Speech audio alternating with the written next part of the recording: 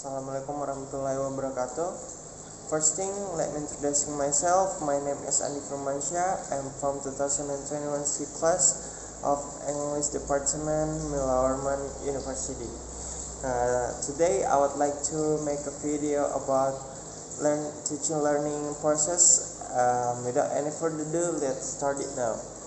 Hey folks, how's your day? We are gonna to learn about poem analysis, especially poem from Percy Bysshe Shelley entitled Love Philosophy. Love Philosophy by Percy Bysshe Shelley. Before beginning Love Philosophy, it's important to discuss the title. The term philosophy carries with it some heavy implications. The title implies that the speaker understands a set of logical laws by which love itself must abide. This suggests that love works in a certain and specific way, thought it might be at times difficult to understand, thought there may be different views about love. This author suggests that love can be understood through logic, just as life can be understood through logic and use of philosophy. Talk about explores love philosophy. There are first summary, the second themes, the third structure and form, the fourth literary devices, and five analysis of love philosophy, and the last is similar poetry. Alright, we move to the summary. A summary is a brief statement or restatement of main points, especially as a conclusion to a work, a summary of a chapter. So, in this section, we are asked to make a brief statement or restatement of main points. Love Philosophy by Percy Bysshe Shelley contains a speaker plea to his lover that she allow him to love her cyclically. In the first lines of this poem, the speaker describes the movement of water from fountains into rivers and the rivers into oceans. He also speaks about the winds in heaven and how they move and mix like the water, but with even more beautiful emotional poignancy. Shelley emphasizes the importance of understanding interconnectivity and facts that the world is connected bit by bit through spirit. He uses this as an argument to address you, the person he loves. He believes that since they are already connected, that they should come together as lovers. The poem concludes with the speaker describing the mountains, heaven, and the embrace of the waves. He thinks it would be a shame if she did not escape his cycle love. Without her, all the beautiful connections in the world seem worthless. Alright, we move to the second point is themes. So themes is a subject or topic of discourse or of artistic representation. Guilt and punishment is the theme of the story. Shelley makes the themes of love philosophy quite clear. They include love, sex, and the interconnectivity of nature. The latter is used as an excuse for the speaker to play with the listener, for the first two. He is seeking out love, and the sex he believes should come with it, and sees evidence for the rightness of his desire in the world around him. Shelley uses the movement of the wind, the waves, and all other living things to try to convince the listener that they should have sex with him. Alright. The third point is structure and form. A poem's form is its structure. Elements like its line, length and meter, stanza, length, rhyme schemes, if any, and systems of repetition.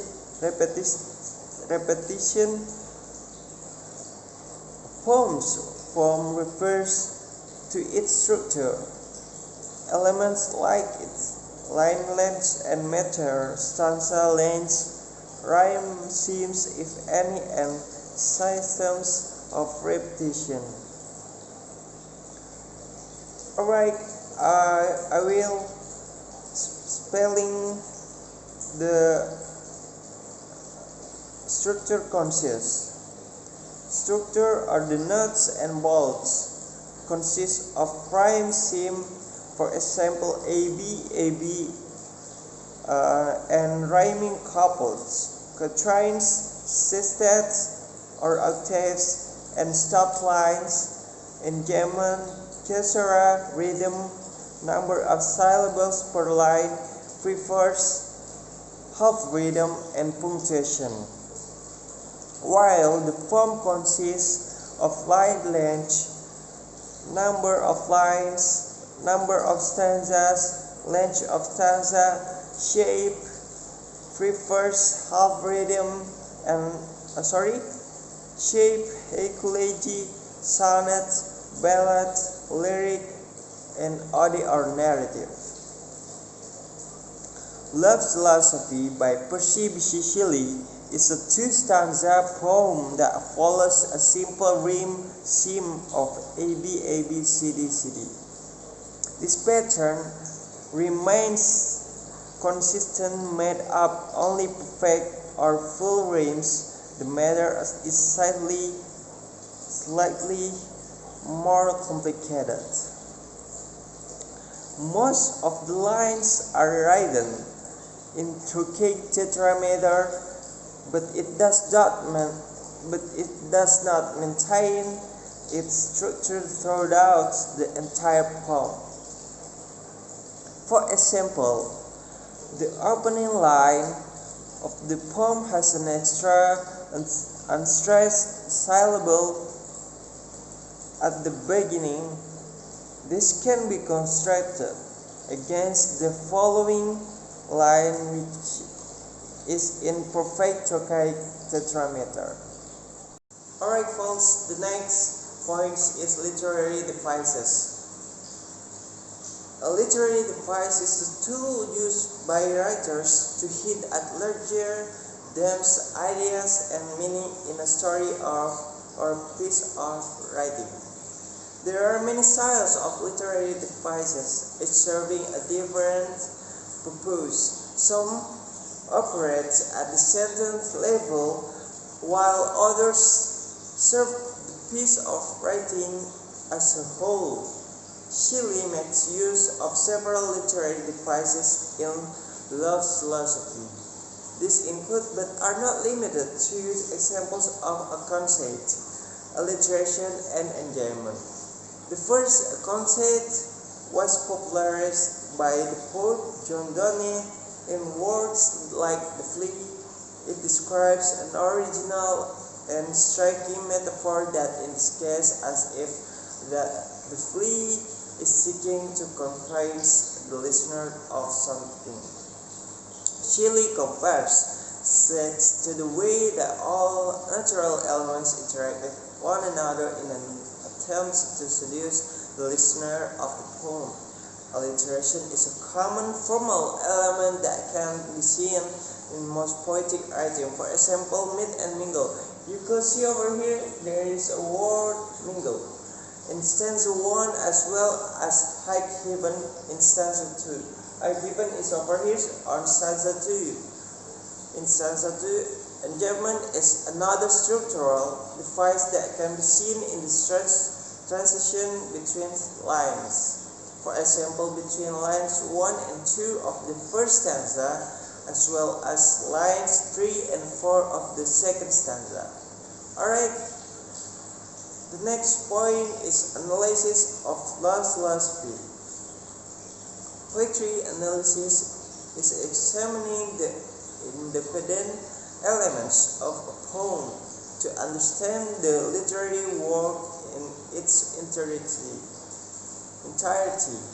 Analyzing poems line by line allows you to break poems down in order to study their structure, form, language, metrical pattern, and them. For stanza 1, the fountains mingle with the river, and the rivers with the ocean.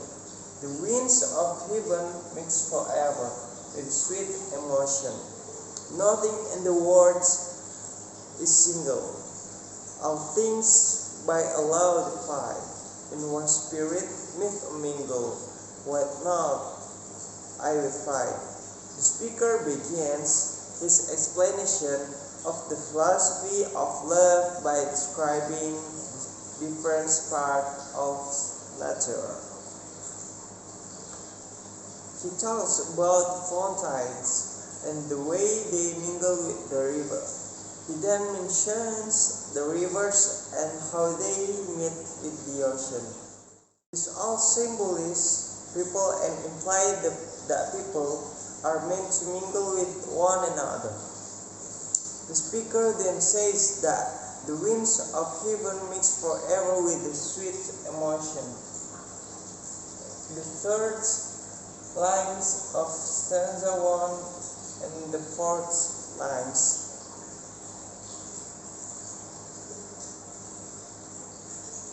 With this description, the speaker suggests that the physical and the emotional are connected in some way.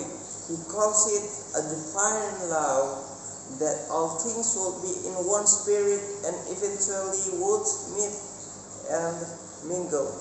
This symbolizes humanity, and the speakers believe that human beings were meant to mingle with one another both physically and emotionally.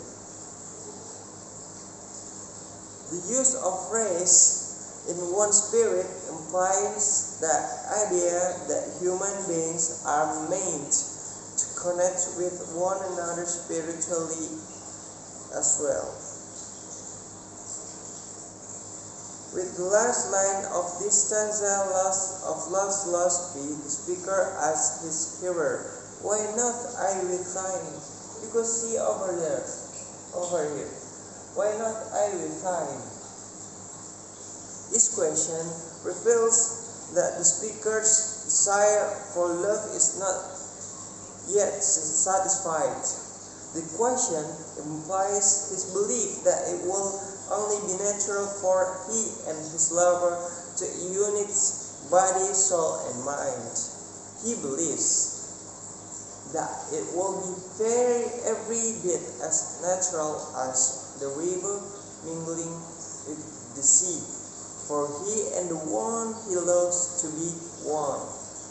The tone of the question, however, implies that this love is either unrequited, or he is far away from the one he loves, or he is posing the question to his would-be lover for the very first time. Alright, we move to the stanza 2. The stanza 2 started from these lines. See the mountains kiss high heaven, and the waves clasp one another. No sister flower will be forgiven if it disdain its brother. And sunlight claps the ear, and the moonbeams kiss the sea. What is all this sweet work worth, if thou kiss not me? The speaker begins again to describe the ways in which different parts of nature interact and depend upon one another. He says that the mountains kiss high heaven, and that the waves clasp one another. It is clear that he longs to have a cycle relationship with the person he loves. His descriptions of the cycle interactions between parts of nature imply his belief that cycle interaction between two people is natural. He communicates to his lover that it feels unnatural to be kept away from her. The speaker then uses flowers to further describe his feelings about his unsatisfied feelings. He describes a sister flower and claims that it would not be forgiven if it were to deny its brother. This description causes the readers to lean toward the idea of this poem is about unrequited love. The word disdain seems to imply that the one to whom he speaks remains separate from him by her own choice. To the speaker, this seems unnatural because he longs for her love so strongly. He continues to describe the cycle relationships between parts of nature when he claims that the sunlight clasps the earth.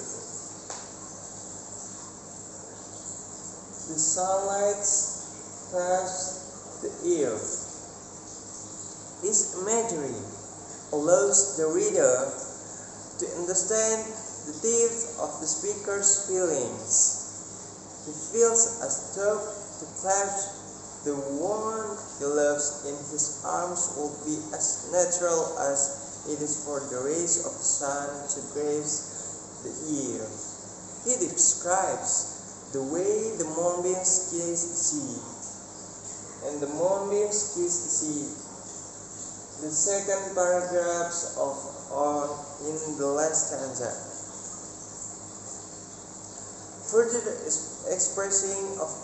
expressing his cycle desire for the one to whom he speaks.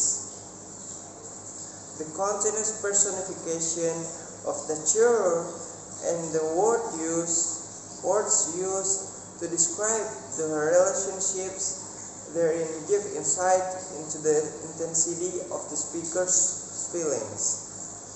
Words such as mingle, clasp, and kiss all reveal the cycle nature of the speaker desire.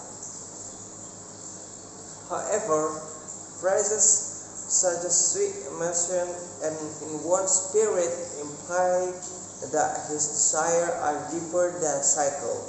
He longs to be united with the one he loves spiritually and emotionally as well as psychically. Alright folks, until here, are you want to give a question about this poem? Do you understand it so far? Alright.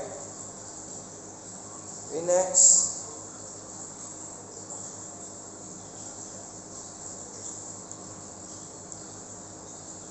The speaker ends a love philosophy with a question similar to the one he asked at the end of the first stanza.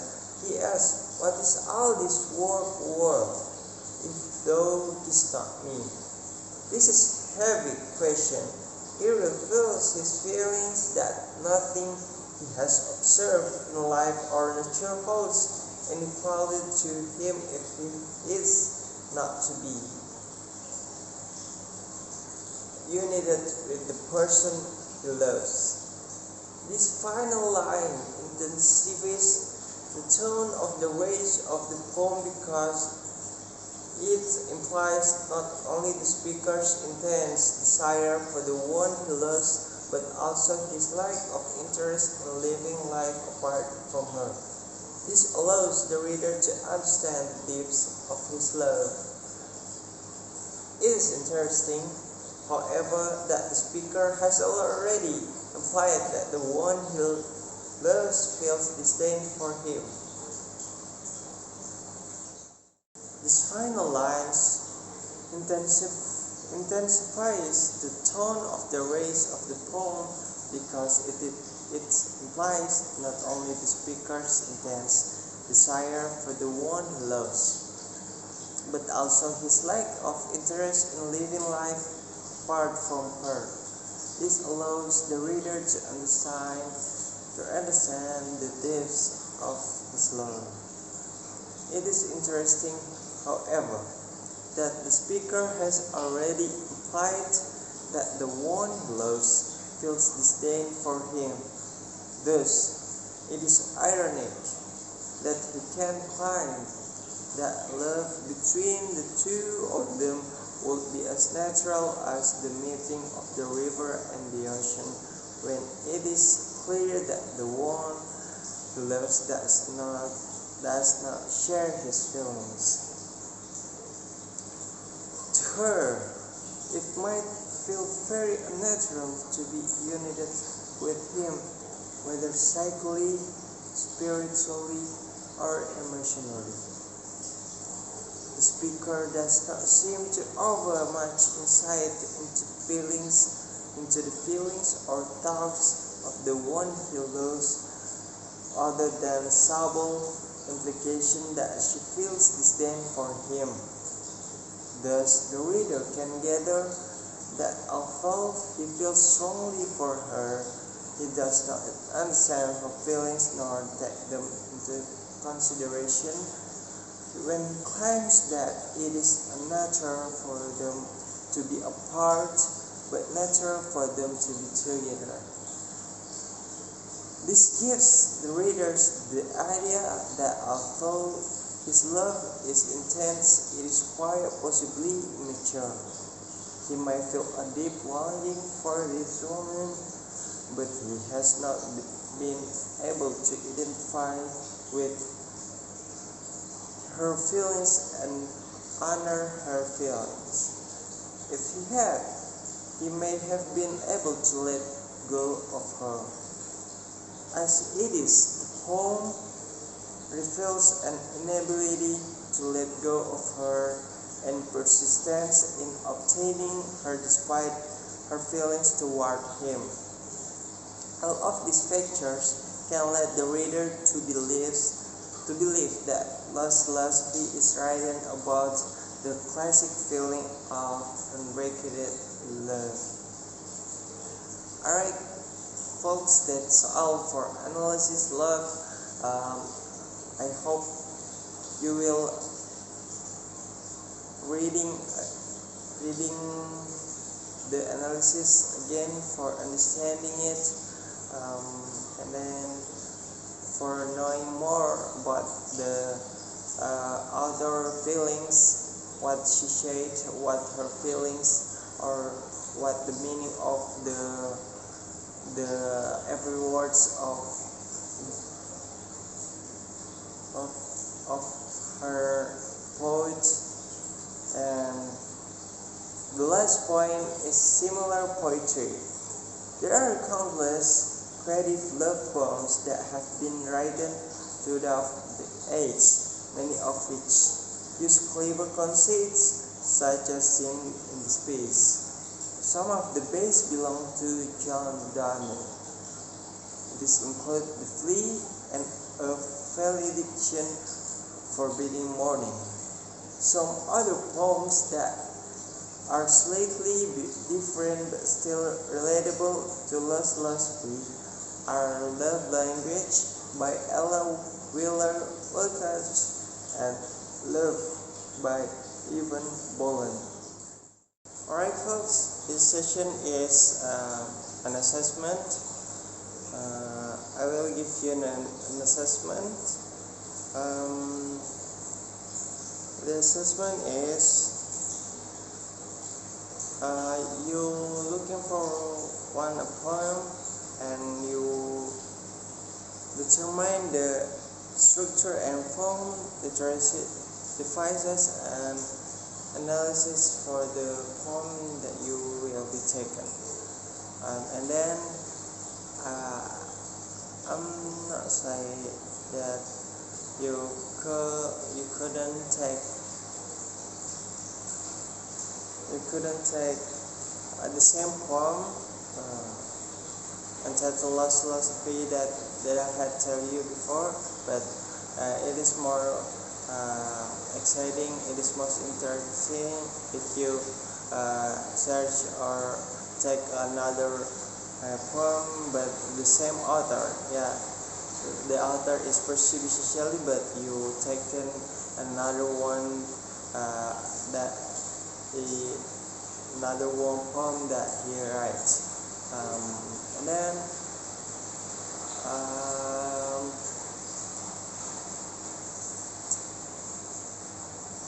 it's different and it's not the same about what I tell you before. You don't need to determine the summary, themes, and the similar poetry. But if you want it, it's more better to do that, because it's more help for you to know the meaning of the author, the meaning what the author say.